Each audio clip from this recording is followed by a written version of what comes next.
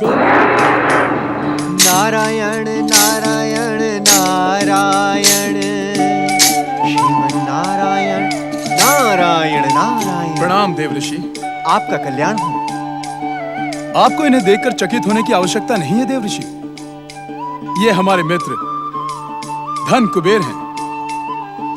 स्वर्गलोक के समीप इन्होंने अपनी नगरी अलकापुरी बसाई। ये देवताओं और मानवों पर समान रूप से कृपा करते हैं। यथा नाम तथा गुण। इनकी कृपा पाने वाला धन और ऐश्वर्य से पूर्ण होता है। देवराजेंद्र, मैंने आपके मित्र का नाम पहले भी सुन रखा है। दर्शनों का सौभाग्य आज मिल गया। दर्शन के योग्य मैं नहीं, आप हैं देवर्षि। आपके दर्शन पाकर मैं धन्य हो गया। आप मुझे आशीर्वाद दें कि मैं सदा अपना कर्तव्य निभाता रहूं। मैं आपको आशीर्वाद देने योग्य कहाँ? आपकी योग्यता से तो सारा संसार भली भांति परिचित है। यदि आप मुझे अपना आशीर्वाद न देना चाहें तो। नहीं नहीं, आप तो इस संसार की समस्त शुभ शक्तियों के आशीर्वाद के पात्र हैं। आपको मेरे आशीर्वाद के स्थान पर अग्रपूज्य श्री गणेश का आशीर्वाद प्राप्त करना चाहिए। वे श्री महागणेश के अवतार हैं। उन्हीं की कृपा से आप अपना कर्तव्य निभाने में सफल रहेंगे। देव ऋषि, अग्र पूज्य श्री गणेश कहाँ हैं? कैलाश पर, माता पार्वती के पास। आप कैलाश जाकर पहले भगवान शिव और माता पार्वती और फिर श्री मंगल मूर्ति के दर्शन करें।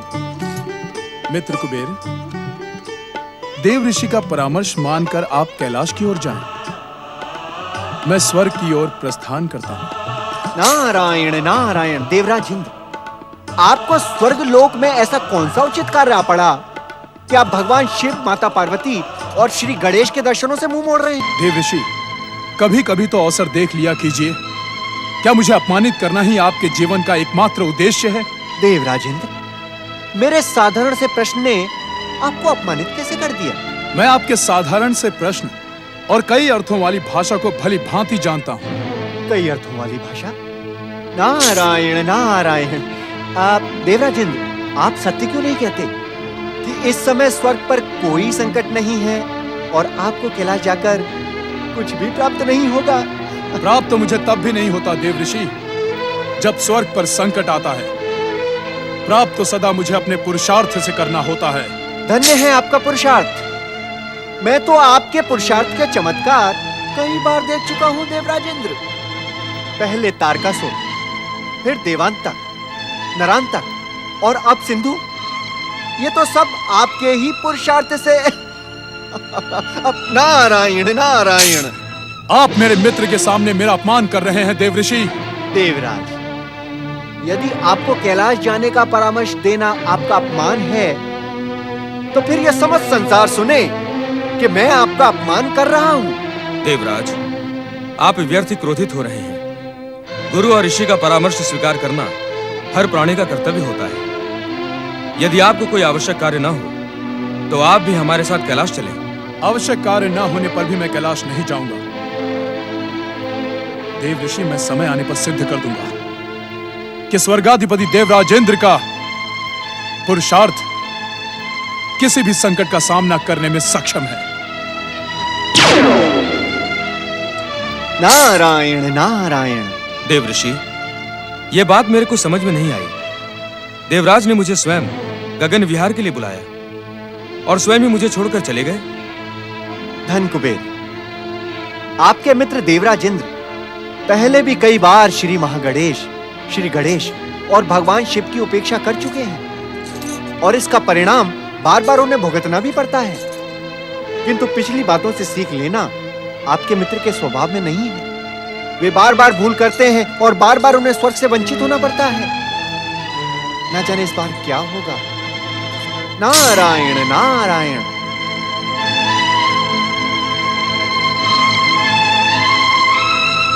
मुझे तो अब कैलाश जाना ही होगा और श्री गणेश के दर्शन पाकर अपने जीवन को सफल करना ही होगा।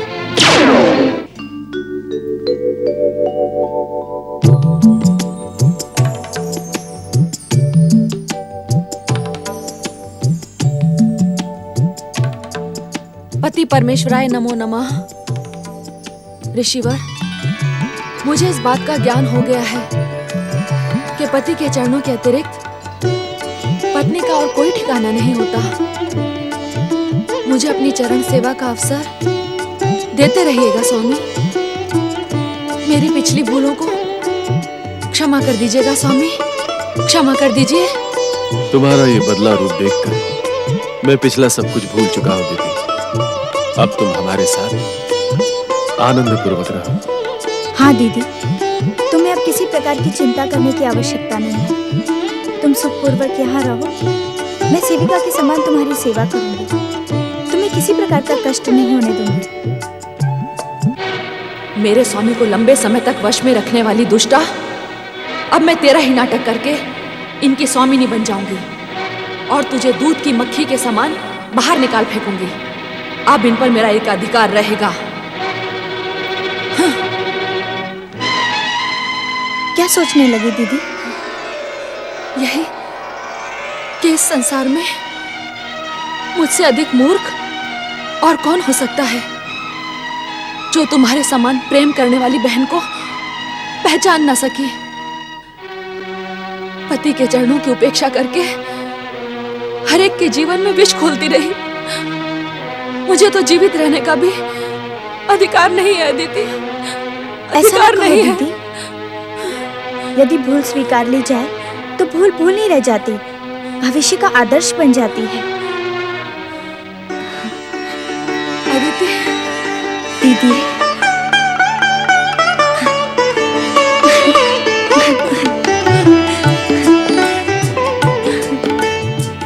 स्वामी, कहो दीदी। यदि आप आज्ञा दें तो मैं आपसे एक निवेदन करना चाहती हूँ। अवश्य। स्वामी, अब अपनी सेवा का अवसर आप मुझे दें। बेचारी अदिति आपकी सेवा करते करते थक गई होगी। अब इसे विश्राम चाहिए स्वामी। हाँ स्वामी। नहीं नहीं दीदी, ऐसा कहकर मुझे पापी न बनाए। मैं तुमसे छोटी हूँ। तुम्हारी और स्वामी की सेवा करना मेरा कर्तव्य है। मैं आप दोनों की सेवा करूंगी। आप धन्य है परम देव श्री महागणेश। आपकी लीला धन्य है। आपकी कृपा पाने के लिए असंभव भी संभव हो जाता है। आपकी जय हो परम देव श्री महागणेश। आपकी जय हो, जय हो।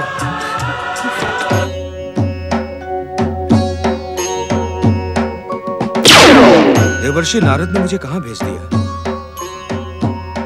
ऐसा दृश्य तो मैंने जीवन में पहली बार देखा है। ये जटाजूटधारी बैठे बैठे ही सो रहे हैं।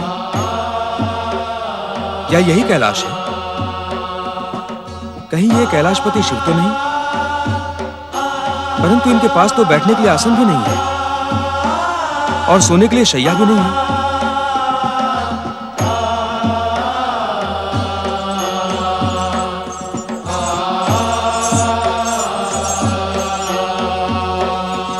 तुम दोनों विचित्र प्राणी कौन हो?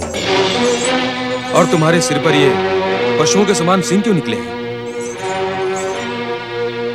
पहले तुम ये बताओ कि तुम कौन हो और कहां से आए हो, और आते ही तुमने हमारे भोलेनाथ का अपमान क्यों किया? अपमान? कैसा अपमान? मैंने किसी का अपमान नहीं किया। ये बैठे सो रहे हैं तो इनसे बात करने का प्रश्न ही नहीं उठता, और जब बात ही नहीं की तो अपमान कैसे हो गया? तुम मूर्ख नगरी के राजा मंदबुद्धि तो नहीं हो? भोलेनाथ बैठे बैठे सो नहीं रहे हैं, ध्यान में लीन हैं। कैलाश में जो भी व्यक्ति आता है वो सबसे पहले भगवान शिव को प्रणाम करके उनकी जय जयकार करता है, परंतु तुमने ऐसा कुछ भी नहीं किया। ये भगवान शिव का अपमान नहीं तो और क्या है? देखो विचित्र प्राणी, मैं यहाँ श्री महागणेश के अवतार श्री गणेश के दर्शन करने आया हूँ। मुझे शिव के दर्शनों से कोई लेना देना नहीं है। मुझे विचित्र प्राणी कहकर बार बार मेरा अपमान क्यों कर रहे हो मूर्खराज? बिना भोलेनाथ को प्रणाम किए ना श्री गणेश के ना माता पार्वती के दर्शन होंगे। तुरंत भगवान शिव के प्रति सम्मान प्रकट करो, अन्यथा। अरे अरे, तुम दोनों तो रुष्ट हो गए। मैं तो ये कह रहा था कि मुझे श्री गणेश के दर्शन करने हैं। अगर तुम दोनों मुझे श्री गणेश के दर्शन करवा दो, मैं तुम दोनों को प्रसन्न कर दूंगा। श्री गणेश के दर्शन करवाने के लिए मैं तुम्हें ये मूल्यवान भेंट देना चाहता हूँ।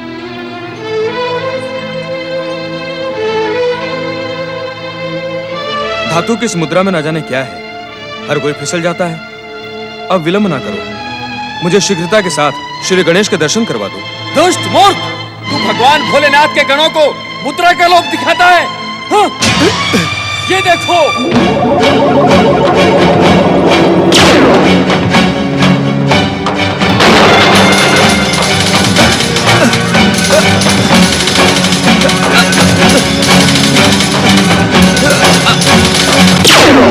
हम मुद्रा के लोभी नहीं, भक्ति के लोभी हैं। तुम जिसे अपनी उपलब्धि समझ रहे हो वो तुम्हारे अंत समय में काम नहीं आएगी, काम आएगी भक्ति।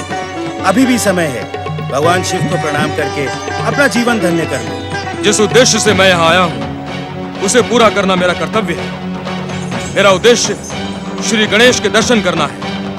मैं किसी और को नमन नहीं करूंगा। दूर हो जा मेरी दृष्टि से। भृंगी महाराज, हमें दृष्टि से दूर करने वाले को अब दंडित करना ही होगा। क्यों ना हम इसे संसार की दृष्टि से ही दूर कर दे नंदी महाराज। यही एकमात्र उपचार है इस मूर्ख का। ठहर जाओ नंदी भृंगी।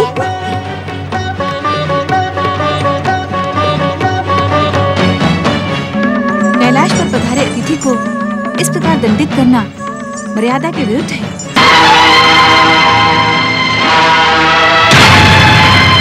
हे अत्यंत रूपवती सुंदरी, तुम कौन हो? इतनी सुंदर स्त्री तो मैंने स्वर्ग से लेकर अलकापुरी में भी नहीं देखी।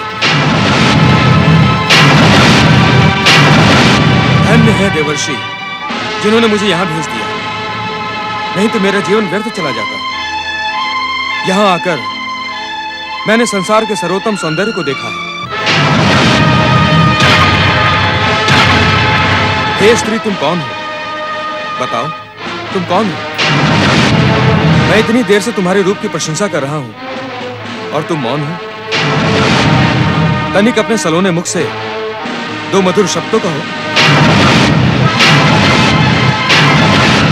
श्री गणेश, इस दुष्ट को समाप्त कर दीजिए। देख क्या रहे हैं? माता पार्वती पर कुदृष्टि डालने वाला ये दुष्ट जीवित रहने के योग्य नहीं है। श्री गणेश, तो तुम हो श्री गणेश।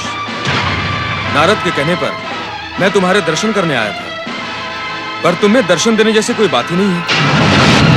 तुम भी इन दोनों की भांति विचित्र लगते हो।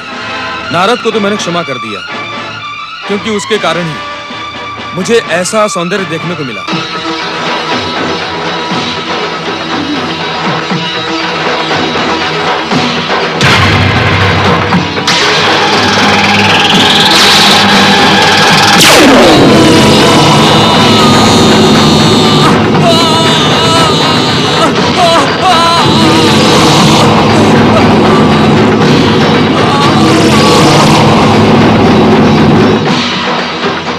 मुझे क्षमा कर दे माता, मुझे क्षमा कर दे। मुझसे बहुत भयानक भूल हो गई। जिन्हें माता का सम्मान देना चाहिए था, मैंने उन पर कुदृष्टि डाली। माता, यज्ञदत्त के पुत्र धन कुबेर, तुमने मुझे माता के रूप में आदर देकर कृपा तो प्राप्त कर ली, परंतु मेरी क्रोधाग्नि से तुम्हारी बाईं आंख फूट गई। अब तुम एक ही नेत्र से संसार को देखो और स्वयं को शिव भक्ति में समर्पित कर दो। जो आज्ञा माता, मैं आजन्म शिव भक्ति में लीन रहूंगा।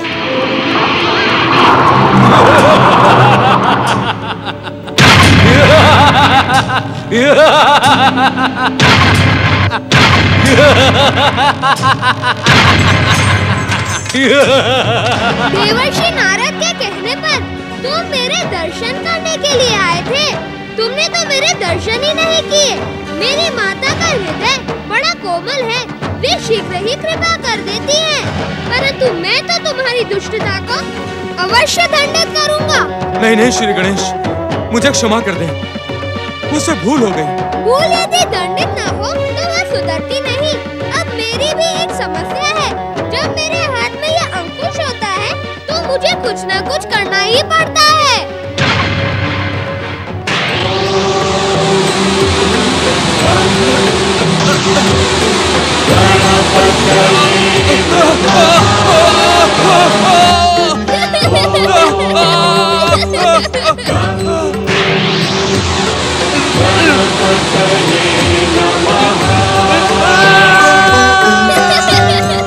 पापी कुबेर, दुष्ट